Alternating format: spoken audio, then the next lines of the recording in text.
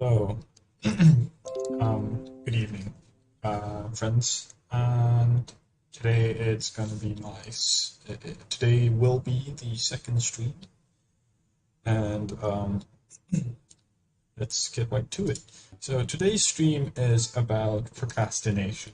So I'm sure a lot of people struggle with it, and I myself also still struggle with some parts of procrastination. But there are some things I wish I had known way earlier on in my life um, that could possibly help me out with a lot with studies, with my grades, with business, or even creativity, with trying to spark creativity, or even commitment towards my friends. I'm not saying I mean, I don't know. My friends will tell you if I'm a good friend or I'm a bad friend, but procrastination really does get to us. So for some instances, you um, put things aside and you don't want to do it because you're lazy and all these kind of stuff. And I find procrastination really, really daunting and really harmful towards daily activities. But I am sure uh, that this method that I found and that Jordan B. Peterson also talked about in his lectures uh, could help, right, with procrastination. So, for instance, I in my last stream I talked about me picking up golf again after a long while. It's a tough sport, and it's not very nice for my spine, which I've had a really bad injury. I think it was 2020, so about 7 years ago, and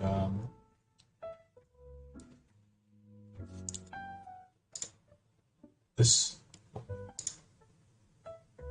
says no date. Oh, right, it's working.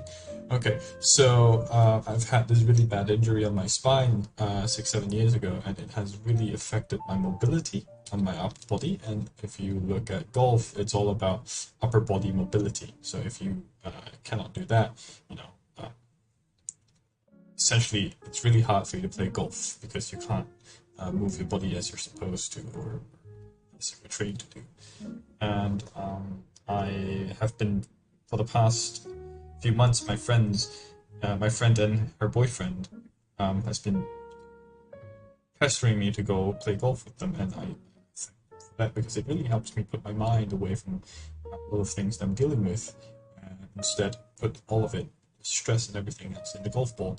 And for the first few weeks, they would drag me out, and then sooner or later, that died down. And the whole concept of our weekly driving range trip is just gone. But what I found out was weeks ago I started going back to golf, and of course I did skip a few. Uh, but I found out that if I were to make something part of a routine, I would not procrastinate as much. And in fact, if I start doing something weekly, I can do it twice a week. I could do it 3 times a week. And golf has now become something that I want to do 3 times a week, every few days or so. I get itchy, not going out to play golf. So I think a lot of this, like for instance, I we decided our household decided to cut back on spending, and so we decided to try out not hiring maids to clean the place. And I have been, for the past few weeks, I've been cleaning the house every week, once a week. And of course, if there's something tedious like the kitchen and stuff, there would still be a maid who can do that. But it's just the large volume, the simple stuff. My room, my sister's, my mother's study, these kinds of stuff that would usually not require a lot of effort, I've been doing. And I find that at first it was tough, right? 3 weeks ago it was tough, but now that I've been doing it for 3 weeks consistently every single day, every single week, now that if I don't do it, I try to not do anything yesterday. I went out and I didn't want to go home just so I don't have to be there just to look at the vacuum. I came home and I had dinner at night, but I didn't want to go out because I was like, oh fuck, the house is a mess. I really want to clean it.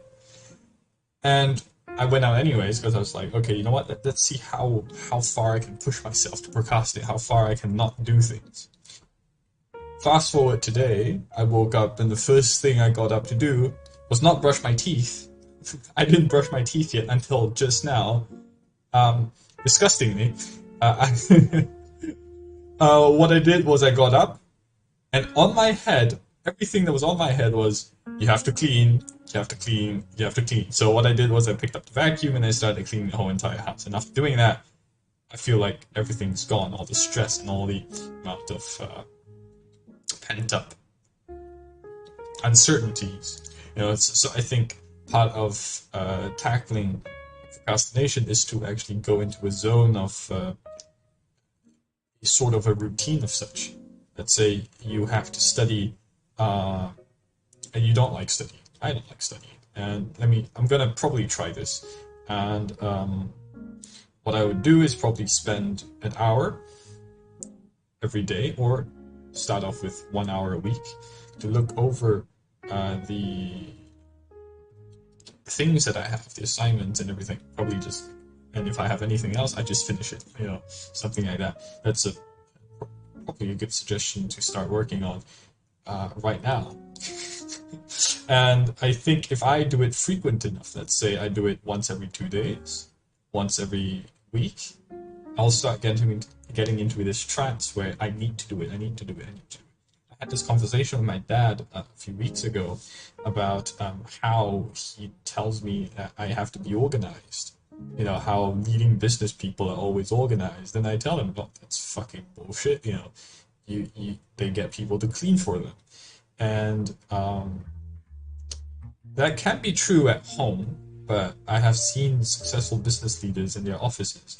And usually they have people clean their floors and stuff, but their tables and everything else, it's organized by themselves. So there is some truth to that, probably, when you organize your life. But I think what's more important is routine, because I see successful people coming into the office at 6, and where other employees would just come in at 9. I mean, that's what they're paid to do, come in at 9.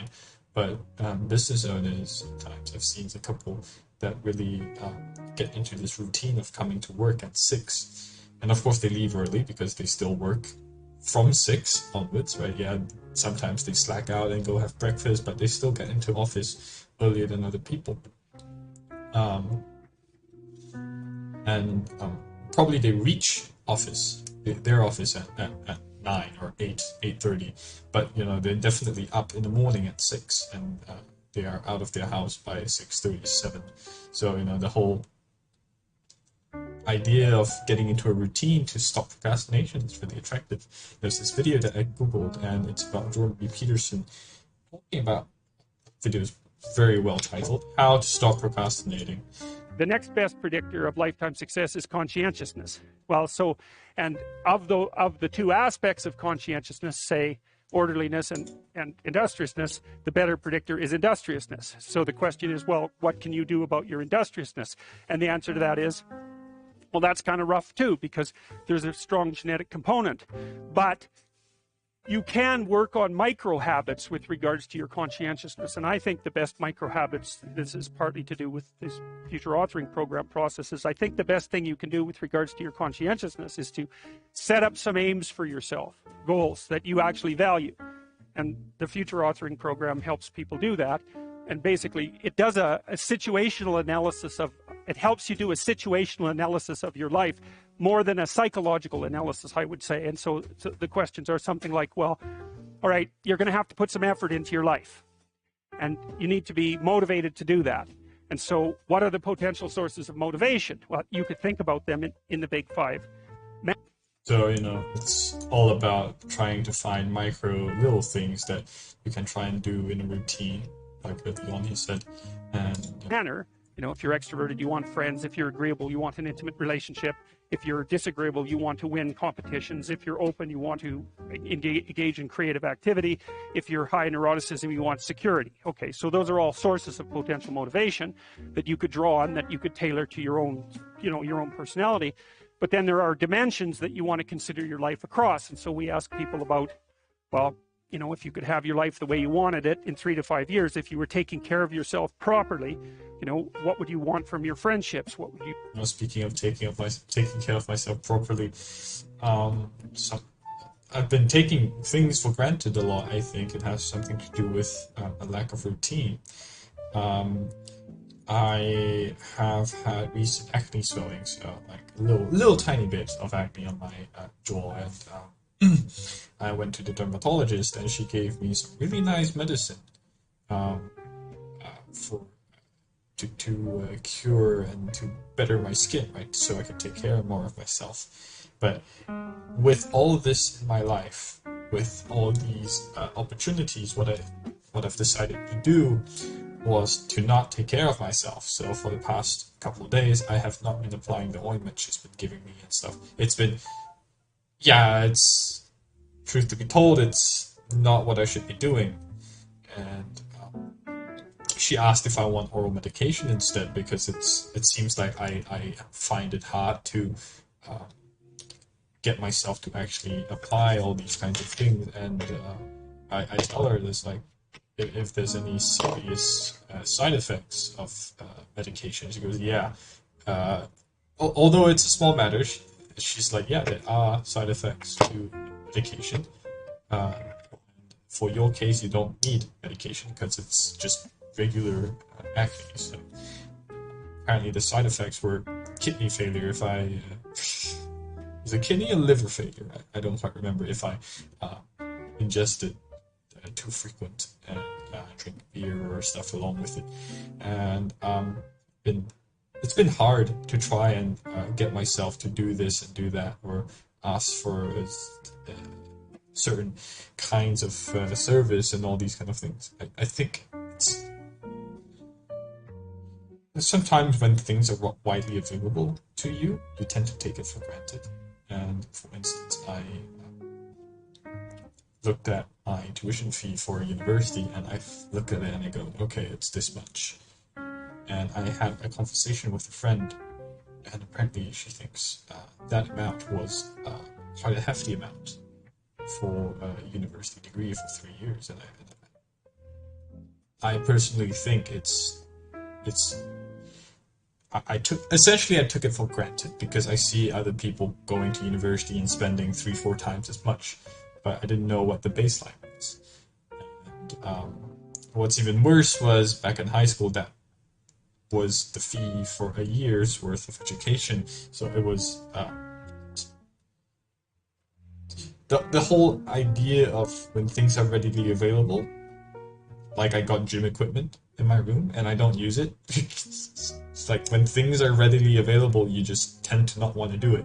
It's possibly tough. I don't know why that happens, but maybe I should really start getting myself into like this kinds of you want from your intimate relationship? How would you like to structure your family? What do you want for your career? How are you going to use your time outside of your job? And how are you going to regulate your mental and physical health? Also, getting into the topic of number 5, how are you going to use your time outside of your job? This is really, really hard to answer, especially for young people like us. And it's because mainly we don't have a lot of working experience. We have not been exposed to the outside world as much.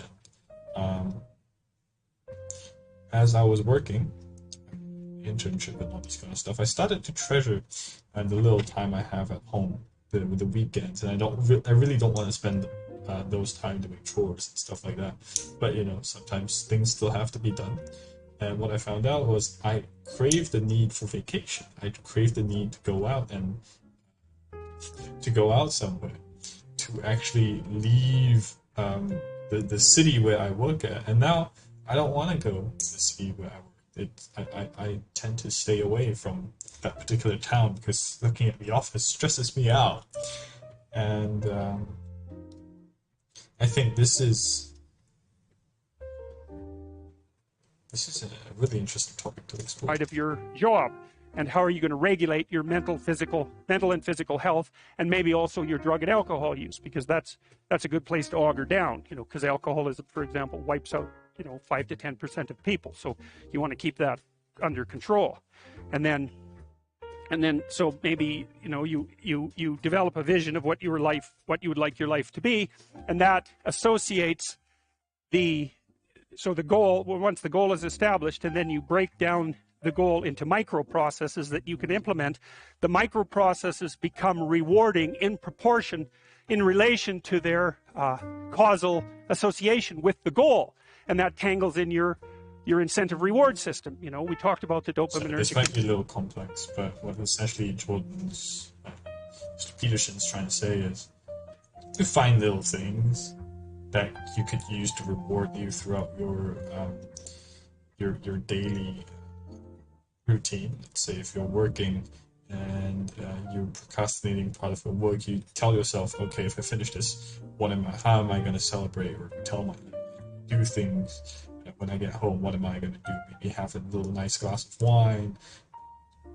Just have to plow through this for 4 hours. It's the micro reward systems that you implement in yourself. If you're working at a restaurant and you really don't want to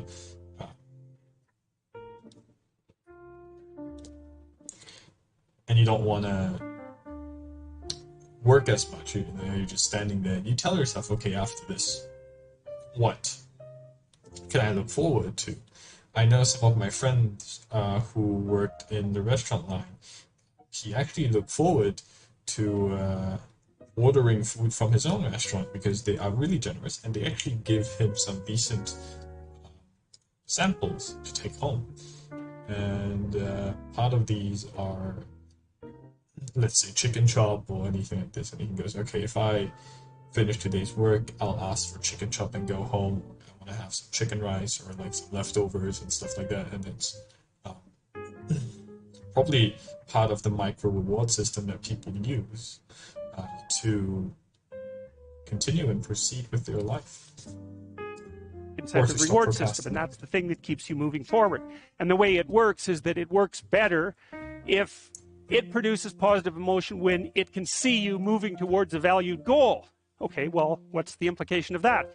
Better have a valued goal, because otherwise you can't get any positive motivation working out. And so the more valuable the goal, in principle, the more the micro processes associated with that goal start to take on a positive charge. And so what that means is, well, you get up in the morning and you're excited about the day, you're ready to go. And so as far as I can tell, what you do is you specify your long-term ideal. Maybe you also specify a place you want to stay the hell away from, so that you're terrified to fail as well as excited about succeeding, because that's also useful. You specify your goal. You do that in some sense as a unique individual. You want to specify goals that make you say, oh, if that could happen as a consequence of my efforts, it would clearly be worthwhile. Because the question always is, why do something? Because doing nothing is easy. You just sit there and you don't do anything. That's real easy.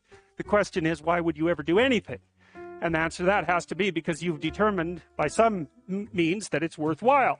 And then the next question might be, well, where should you look for worthwhile things? And one would be, well, you could consult your own temperament.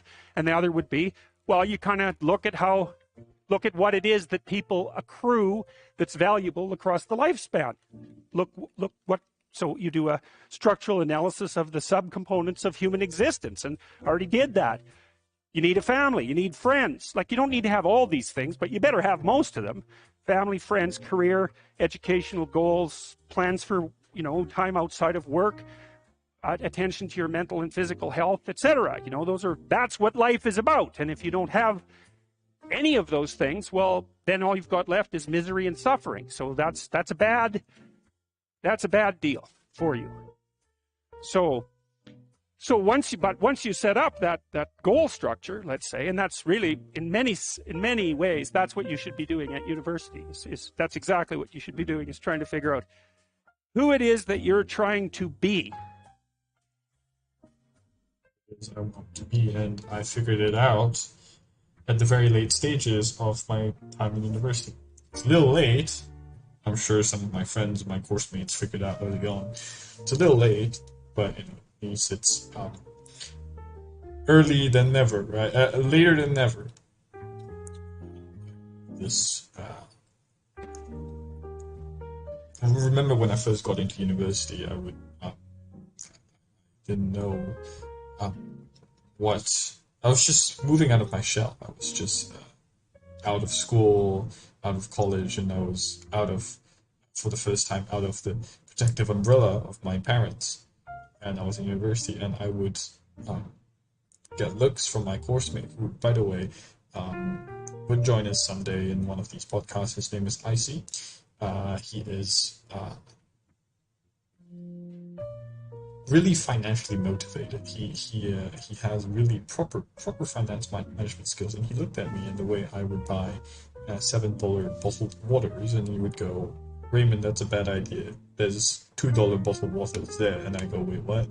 At that time I didn't know that. I wouldn't dare drink $2 bottled waters. It's funny just right now, but he showed me, and he was like, "Oh, this brand is perfectly fine. It's like from the same kind of source. It's purified and all these kind of things." The whole out of the umbrella thing really got me thinking about life and how I've been walking for the past 18 years. And it was a really steep learning curve for the past 2 years, getting from where I was to where I am now. But then again,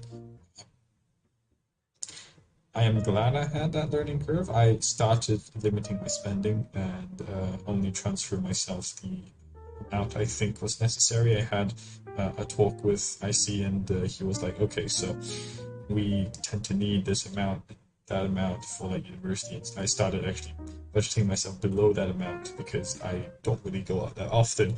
So I budget myself below that amount for food, give myself 300, for instance, for fuel and all these kind of stuff. And for the first few months, I found myself overspending by 2 times, by 2 times. And he watched. He didn't say all these kind of things, mean things, but he watched and he says, "Okay, maybe you could do this, maybe you could do that." And I was reluctant to follow.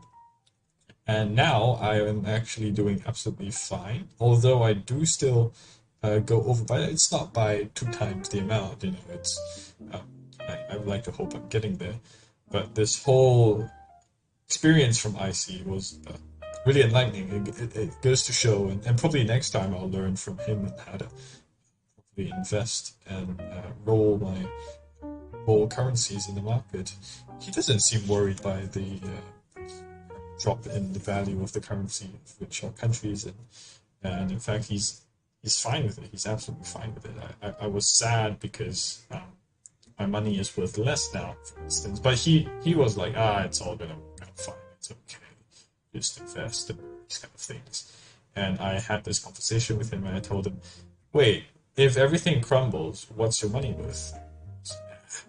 All right, it's always going to be there, and just spend less. He has this carefree attitude, but I think he can afford to have this carefree attitude because he knows what he's doing, and he knows he never overspends, and he knows he is really financially, I wouldn't say financially secure because we get about the same amount every month. He financially secure as in he will not overspend, and he knows his limits, and when he's overspent he would say, "All right, I'm gonna stop.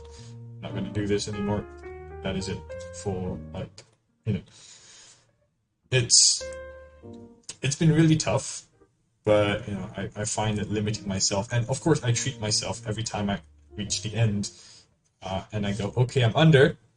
I give myself a little treat, just to say, "All right, you did a good job." I mean, of course it sounds foolish to some people, but because I learned this better now than in a few years' time. this video from Pearson really resonates with people and tells us about